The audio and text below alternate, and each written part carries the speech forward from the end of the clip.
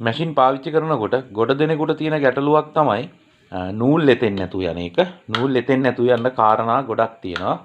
පළවෙනිම කාරණාව තමයි මැෂින් එකට ඔයිල් කරනකොට මම අර කලිනුත් කියලා තියෙනවා මේ කවර ගලවලා ඇතුලේ වැඩ කරන හෙට මෙහෙට මූව් වෙන කැරකෙන හැමතැනටම දාන්න කියලා.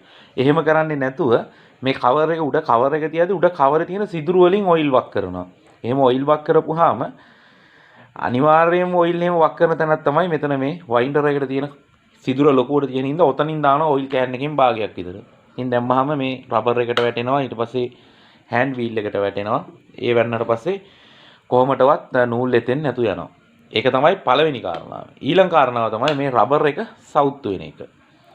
අනිත් එක තමයි මේ ඔයිල් වැටිලා මේ රෝදේ මේ පැත්ත සිනිඳු වෙනවා. එක්කෝ කාලයක් වැඩ කරනකොට සිනිඳු වෙනවා. එහෙම නැත්නම් මොකද මේකේ පේන්ට් එකක් තියෙනවානේ. පේන්ට් එක රබර් එක නිතරම ගෑවෙනකොට රබර් රින් එක පේන්ට් එක සිනිඳු වෙනවා. පේන්ට් එක සිනිඳු වුණාම එතෙන් නැතු යනවා. ඉතින් පේන්ට් එක සිනිඳු වෙලා තියෙනවා නම් අපිට පුළුවන් පොඩි ස්ක්‍රූ පුනියනක් මෙහෙම මේ පැත්තෙන් තියලා හෑන්ඩ් වීල් එක මෙහෙම කරකවලා මෙතන පොඩ්ඩක් පේන්ට් එක රෆ් කරගන්න. එතකොට නූලේ එතෙන්න පටන් ගන්නවා. මේක ඉතින් අනවශ්‍ය විදිහට කරන්න එපා. හොඳටම නූල් එතෙන්නෙම නැතුව ගිහිල්ලා තියෙනවා නම් මෙතන පොඩ්ඩක් රෆ් කරගත්තට කමක් නැහැ.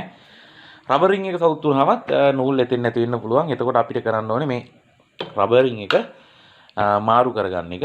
මේක රබර් රින් ගලවලා අපිට දාන්න බෑ. එතකොට අපි කරන්න ඕනේ මේ මෙතන මේ තියෙන සිදුරෙන් ස්ක්‍රූ පුනියනක් දාලා පොඩි ස්ක්‍රූ පුනියනක් ඕනේ එකට මේ ඇනේ බුරුල් කරන්න. බුරුල් කරලා එතකොට අපිට පුළුවන් වයින්ඩර් එක අතර ගන්න. ඊට පස්සේ මේ රබර් රින් එක ගලවලා මෙහෙම අපිට රබර් රින් එක පන්න ගන්න පුළුවන්. ගොඩාක් හිර වෙලා තිබුණොත් අඬුවකින් අල්ලලා පන්නන්න. දැන් මේකත් ගොඩක් හිර වෙලා ගොඩක් කල් තිබුණ නිසා දැන් බලන්න මේ මැෂින් එකෙත් මේ තෙල් දාලා තියෙනවා. තෙල් දානකොට රබර් එකට ගිහිල්ලා මේ රබර් එක සවුත් වෙන්න එක හේතුවක් තමයි මේකට ඔයිල් දාන එක. ඔයිල් දානකොට මේ උඩ මේ කැරකෙන කොටසේ මේ මෙතෙන්ට තෙල් බිඳුවක් දැම්මහම ඇති. ගොඩක් මේකට ඔයිල් දැම්මොත් තමයි මේක සවුත් වෙලාම යන්නේ. ඉතින් රබර් රින් එක අලුතෙන් රබර් රින් එකක් දාන්න. ඊට පස්සේ වැදගත්ම කාරණාව තමයි මේ ස්ප්‍රින් එක. දැන් මේකේ මේ නමලා තියෙන ස්ප්‍රින් එකක් තියෙන මේක ටිකක් අලුත් මැෂින් එකක් නිසා මේ මැෂින් වල කලින් ආපු මොඩල් වල ආවේ මෙතන කම්බියක් මෙතනට හයි කරලා දුන්න වගේ නවපු ස්ප්‍රින් එකක් තමයි තියෙන්නේ. ඉතින් සමහරක් වෙලාවට බොබින් එක එතෙන් නැතුව ගියාම මේ ස්ප්‍රින් එක නමලා දිගෑරලා try කරනවා හදාගන්න. මේ ස්ප්‍රින් එක නම් නැතුව ගියොත් මොනවාම හරි කරගන්න පුළුවන්. මේ මෙතන බොඩි එකට හයි කරලා තියෙන මේ කඳට මැෂින් එකේ කඳට මෙතෙන්ට හයි කරලා තියෙන දුන්න වගේ තියෙන ස්ප්‍රින් එක නම් නවන්න කරන්න යන්න එපා. කැඩුනොත් දැන් ඒක ගන්න නෑ. කොහෙවත්ම ගන්න නෑ. කම්පැනි එකවත් ගන්න නෑ. ඒක නිසා බොබින් වයින්ඩරේ තියෙන මැෂින් එකේ තියෙන බොබින් වයින්ඩර් ස්ප්‍රින් එක පරිස්සම් කරගන්න. ඒකට කිසිම දෙයක් කරන්න එපා. කැඩුනොත් ඔයාලට අලුතෙන් එකක් ගන්න නැතුව යනවා. ඉතින් නැවත වරක් දැන් රබර් රින් එක මාරු කරගන්න. මාරු කරලා ඉවර වෙලා මේ දැන් දුන්න වගේ තියෙන එක නම් අපිට කිසිම ප්‍රශ්නයක් නැහැ. මෙතන මේ කම්බිය තියෙනවනේ. ඒකේ එතෙන්දී අපි කරන්න ඕනේ මේ මෙතන තියෙන මේ පින් එක මේ පැත්තට පල්ලෙහාට තියෙන්නේ.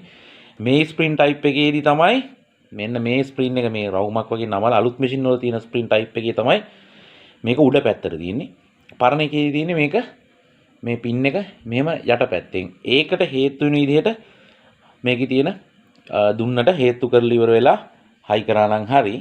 මේකෙදි අනිවාර්යෙන් මේ සිදුර ඇතුළට මේකේ තියෙන මේ සිදුර ඇතුළට ස්ප්‍රින් එක බහින්න ඕනේ. ස්ප්‍රින් එක මේ කම්බිය ඇතුළට ඉස්සෙල්ලාම බස්සා ගන්න.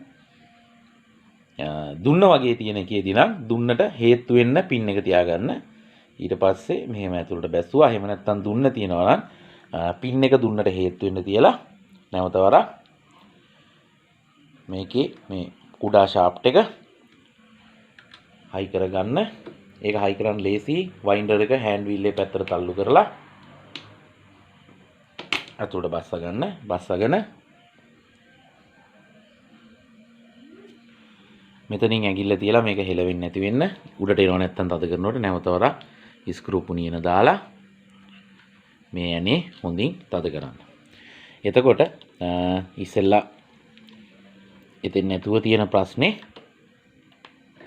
යථා තත්ත්වයට පත් කරගන්න පුළුවන්. ඊට පස්සේ බලන්න හෑන්ඩ් වීල් එක කරකවලා බොබින් වයින්ඩර් එක කැරකෙනවද කියලා. ඒ වගේම තමයි මේ රබර් රින් එක වයින්ඩර් එක සහ හෑන්ඩ් වීල් එකේ තියෙන ඔයිල් හොඳට රෙද්දක් දාලා පිහ දාන්න. සීලික් රෙද්දකින් පිහ දැම්මට යන්නේ නැහැ. කපු රෙද්දකින් පිහ දාන්න. එතකොට ඒකේ තියෙන ඔයිල් ටික පිහ දැමිලා ගියාට පස්සේ අලුත් රබර් රින් එක දාගත්තාම ඔයාට පුරුදු විදිහට කිසිම ගැටලුවක් නැතුව බොබින් නොතා ගන්න පුළුවන්. හරි.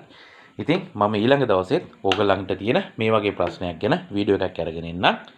ඉතින් channel එක subscribe කරන්න, bell icon එක click කරන්න, ඔයාගේ යාළුවන්ටත් දකින්න වීඩියෝ එකේ යට තියෙන share button එක ඔබලා share කරන්න.